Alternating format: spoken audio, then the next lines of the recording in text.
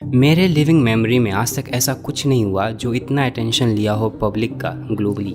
In the days and weeks ahead, we expect to see the number of cases climb even higher. बहुत बड़े बड़े celebrities मरे हैं, बहुत तरह की ट्रेजिडीज़ आई है, बहुत जगह जगह वार होता रहा है। लेकिन जिस तरह से कोविड-19 commonly known as coronavirus या जिस तरह से कलेक्टिव कॉन्शियस में छाया है, ऐसा मैंने पहले कभी किसी चीज़ को नहीं देखा। We have therefore made the assessment that COVID-19 can be characterized as a pandemic. हर जगह हर कोई इसी चीज़ पे चर्चा कर रहा है क्योंकि इट कंसर्न्स एवरीबडी, और ये इसलिए क्योंकि इट थ्रेटन्स एवरीबडी। अदरवाइज़ लोग हर साल और भी तरीके से मरते हैं, डायरिया से, ओबेसिटी से, एक्सीडेंट से, और काफ़ी ज़्यादा नंबर में मरते हैं।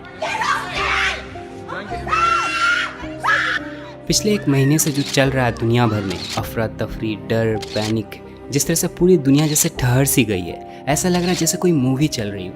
क्योंकि हमने इन चीज़ों को होते हुए देखा है मूवीज़ में, खाली रोड, सन्नाटा शहर, आम जिंदगी पूरे तरीके से ही ठप हो जाना। क्या होता है जब बात जान पे होती है? Emergency video conferencing world leaders के बीच, that we are still in an unknown situation. ऐसे क्राइसिस को हमने बहुत से मूवीज़ में देखा है और अलग अलग सिचुएशंस में देखा है। कभी कोई नेचुरल डिज़ास्टर, तो कभी कोई वायरस, तो कभी कोई AI turned monster. We know what is an apocalypse. हमने डूम्सडे देखा है। Sometimes it's not the astrologers but the artists who predict the future for us. कल अगर हम ना बचे तो हमारे बगैर यहाँ कैसा कुछ होगा, कैसा लगेगा, हमने ये भी देखा है। लेकिन हम अपनी रोज़मर्रा की ज़िंदगी में इतना व्यस्त होते हैं, chopping would and fetching water, अपने इर्द गिर्द के ही ज़िंदगी में इतना उलझे होते हैं कि हमें कभी ये ख्याल ही नहीं होता कि ऐसी काल्पनिक परिस्थितियाँ हकीकत भी हो सकती है। किसी चीज़ को जानना और उसे महसूस करना, इन दोनों चीज़ों में काफ़ी अंतर है। हमें पता है वी आर मॉर्टल बींग्स, मतलब कि बाकी लिविंग बींग्स की तरह हम भी मारे जाएंगे। At last we all will turn into dust and be food for worms. हमें पता है ये, लेकिन इस चीज़ का हमें कभी एहसास नहीं होता है। We never really contemplate our own death, our own demise. Homo sapiens हमेशा से स्ट्रगल किया है इस चीज़ को बिलीव करने में। हमें पता है we are nothing more than heart pumping, breath gasping, meat coated skeleton.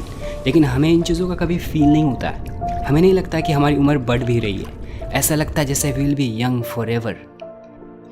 Usually लोग डेथ को बहुत ही रोमांटिक और पोएटिक पर्सपेक्टिव से देखते हैं। Death is the new beginning, death makes room for the new. मौत आज़ाद करता है हमें हमारे एनिमल कंडीशन से, लिबरेट्स और सोल। लेकिन हकीकत ये है कि डेथ को हम लोग आज तक अपना नहीं पाए, और ये स्वाभाविक भी है क्योंकि जहाँ तक मैं समझता हूँ, death is like a cruel joke on our life. जिस तरह से हम लोग सेल्फ अवेयर हैं, जिस डेप्थ के साथ हम लोग सेल्फ रिफ्लेक्शन कर सकते हैं, जिस तरह की हमारी रिच कॉन्शियसनेस है, we fall in love, we dream, we have ambition, we listen to music, stories, we have hope, we make art, we seek ecstasy, joy, wonder। और ऐसा है कि एक टाइम आपसे ये सारी कैपेबिलिटीज़ छीन ली जाएंगी। That everything and everyone you love will be taken away from you. This is utter injustice to our life, as if we all are born with a death sentence.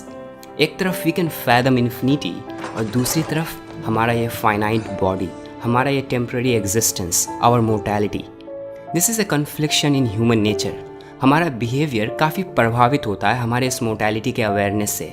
एक तरफ हम हमेशा ही जीना चाहते हैं और दूसरी तरफ हमें मरना ही है। तो क्या करेंगे? What do we do? हम कैसे इस कन्फ्लिक्शन से बाहर निकलें? How do we make peace with it? Well, इस चीज़ का समाधान हम अपने कल्चर के थ्रू करते हैं। वी मेक मिथ, ताकि मरने के बाद हम इस लोक से दूसरे लोक जा सके, may be in the kingdom of God and live forever if we are a moral person. हम पोएम्स लिखते हैं, पेंटिंग्स करते हैं। We try to do something for greater good, ताकि हम अपना नाम कमा सके, हमें लोग याद रखें, हम अपने काम के थ्रू जिंदा रहें।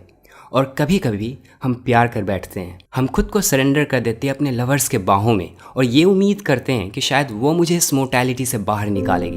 Because when you are in love and with your lover, आप दूसरे ही स्टेट में होते हो। Mortality is the list of your worry. And I know that love is just a shout into the void, and that oblivion is inevitable, and that we're all doomed, and that one day all of our labors will be returned to dust. And I am in love with you.